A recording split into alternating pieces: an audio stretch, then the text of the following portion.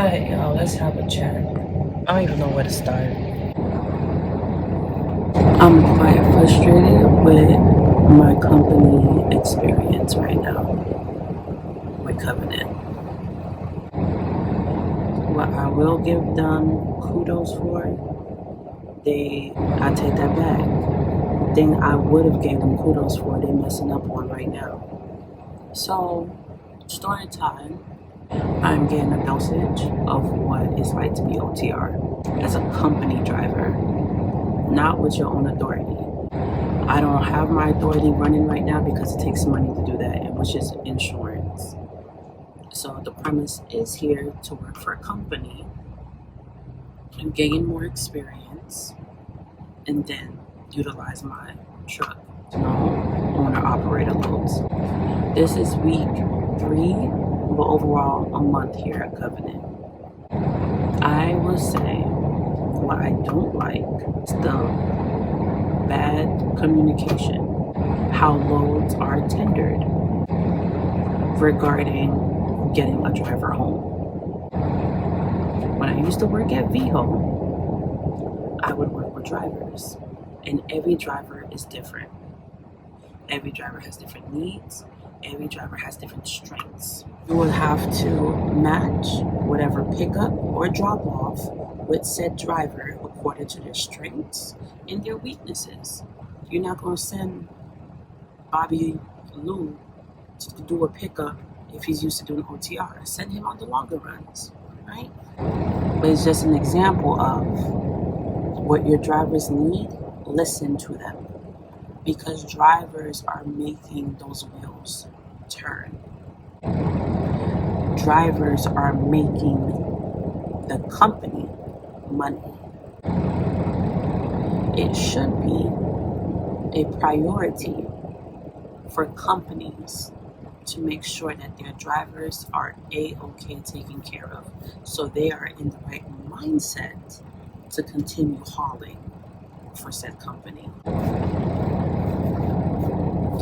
In the prior weeks, I gave Covenant their kudos for keeping us rolling.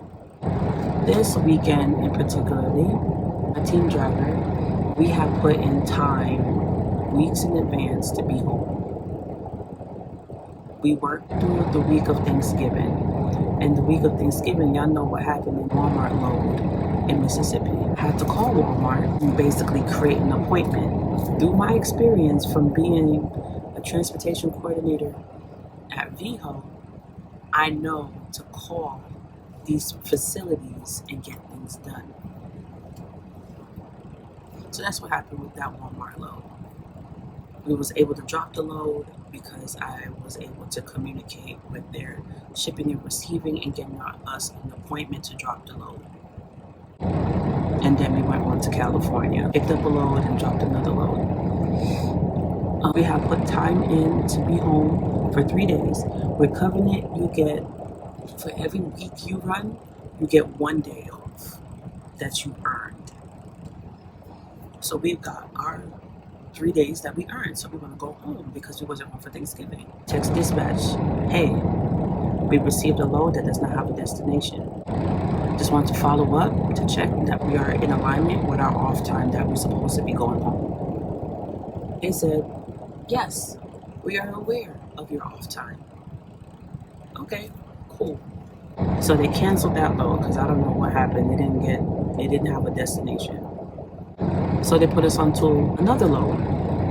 We traveled to the location to do the pickup. This shipping outbound, whatever, line haul, whatever you want to call it, says, oh, we don't have a load for you guys going to Georgia. And this is the second time, you guys are the second team drivers that we had to send away due to us not having the load that you guys say was there. Communication, logistics. This is all logistical things happening here. And I understand in logistics, things are going to happen. Whether it be with drivers, whether it be with trailers, whether it be whatever thing it may be. Things are more likely to happen in transportation. And also, at the time of this recording, it's Mercury retrograde. So things are going to be happening when it comes to electronics, roads, All of those different things is going to be happening, and I understand that. But there's only so much that drivers can take when we're out here away from our families. And this is what we signed up for, of course, of course. Like, you have to be definitely resilient when it comes to being a truck driver. Like, I understand that. Like, just being in transportation, period. You have to be resilient. You got to be able to bounce back from situations that are unfavorable, you know what I'm saying? And think quick on your feet. I understand it. But if we're doing our due diligence and putting in our time for the days that we're supposed to be home, why don't you book loads that week for that group? Even if you can't do it every day, do it ahead of time, because it takes you about 3 days to drop a load anyway. So if one team is almost about to drop one load, oh hey, this team wants to be home at this certain amount of time.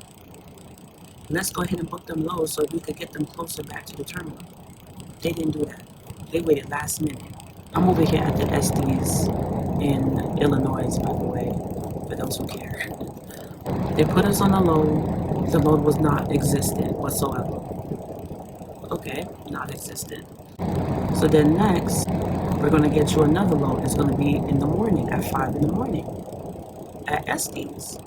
Okay, cool. So we go to the TA, park up, eat something, shower, wash off, whatever the case may be. And I was preparing myself to start driving by 4 in the morning to be there before 5. Midnight come. Midnight, 1 in the morning come. I get a text message and it says, this load has been canceled. So now there's 2 loads that has been canceled on us within a 24 time span. We're gonna lock you into another load just in case another one doesn't pop up before that. That load was gonna pick up on the 7th, which is tomorrow at 1 in the morning. I was like, okay, y'all. First, y'all send this to a location. There's a canceled load. Then y'all send this to another location, or put us onto another load that also gets canceled. Now y'all trying to find us another load, right? Okay. At this point, my co-driver is pissed. I'm pissed as well because I haven't seen my daughter in over a month.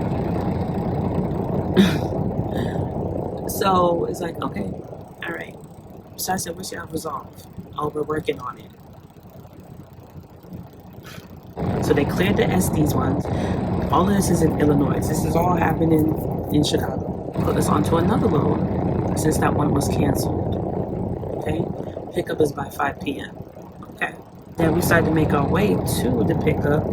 And they're like, oh, wait, hold on. We took that one, took you off of that one, and we're going to put you on another one. We're going to put you back at Estes. So we turned around and go back to Estes, thinking we're about to pick up this load. Pick up this load by noon, drop it in Atlanta by 10 in the morning, bet. And then we bobtail back to Chattanooga. Okay, cool. I get here, I go to Lion Hall, and they said, oh, that load has been taken by another team. So then I check with my dispatch, and I'm like, okay, what's going on? Because now the trailer is not here. The trailer was taken by another team, but they have to go to a shop, and you guys could just go ahead and take that trailer from them. Okay, cool. Mind you, we are being flexible. So I hit them back, dispatch with an update. Hey, is there any update? Oh, it's going to be a while. You're going to get another load from this location, but it's going to be at a later time.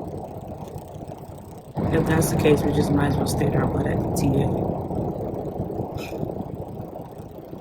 Until y'all figure out what y'all need to do. So there's a lot of... I understand there's a lot of moving parts.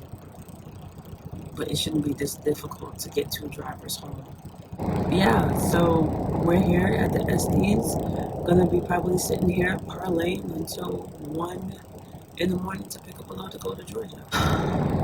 So I'm just frustrated.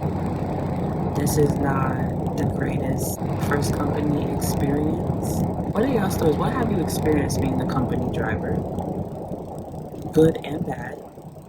So far, the bad here at Covenant is that logistical planning ain't it. It could be way better, and communication could be way better between the drivers and their fleet managers. I'm not saying everybody's got to be perfect. I'm not saying that there ain't gonna be no hiccups.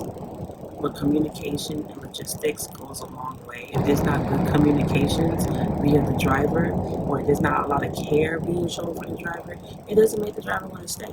They try to, I'm gonna say the best, they try to do what they can within us being frustrated about how things are handled. Just do it right the first time, and we could avoid all of this. All of this. 2 canceled loads and sitting idle in Illinois. So fun. By the way, Illinois, yo, it's cold here. It's very cold. It's brick. It's I don't know what.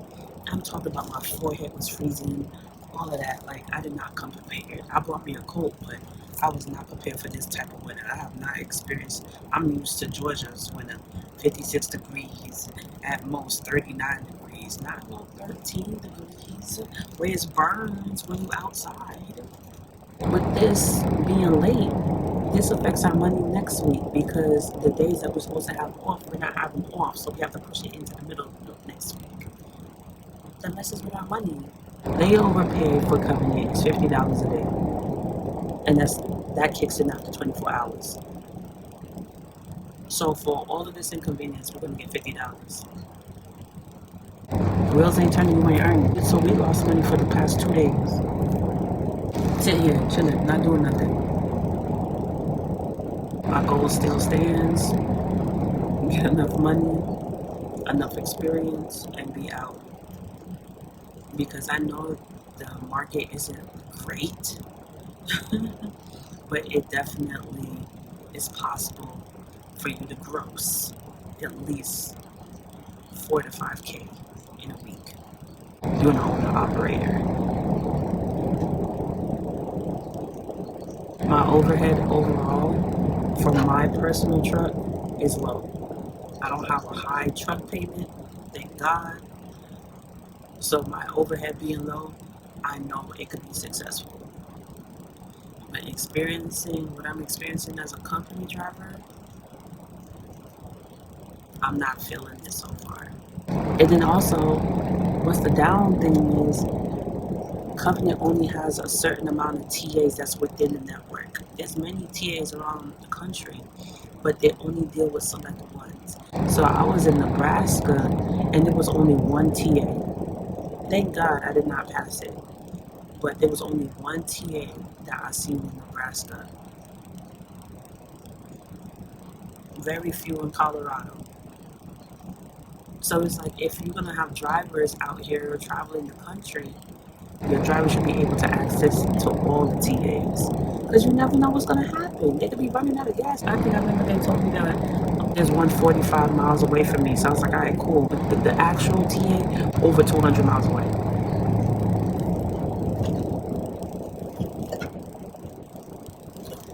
They need to do better. Do better with your communication skills. Do better with the people you guys hire. Like, do better with training. Do better with communication. Like, even other drivers I spoke to that I see at Fuel Stop, I'm like, hey, what do you think about Covenant? They're like, their communication is trash, but they keep them rolling. And that's true. Communication is trash. Load planning, trash. Especially if you're trying to get home. And they'll give you good miles. Like, we did anywhere between 52 and 5,700 miles in a week.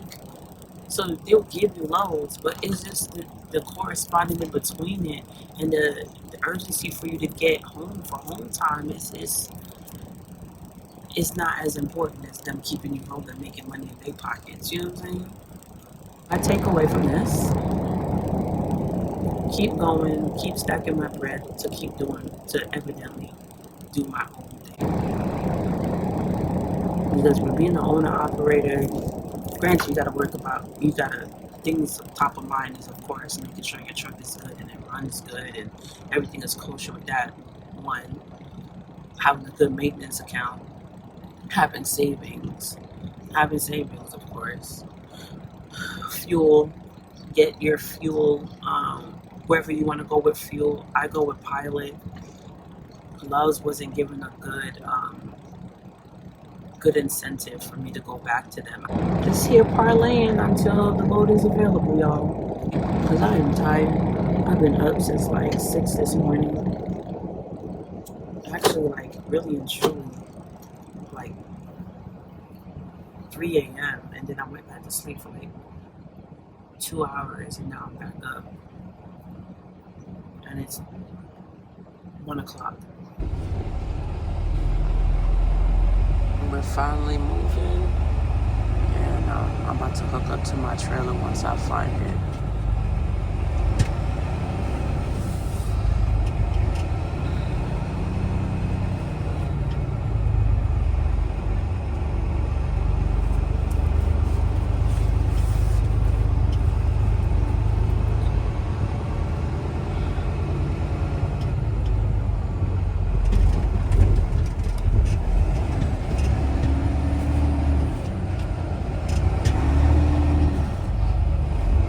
If you're a CDL driver out here, what is your experience as a company driver?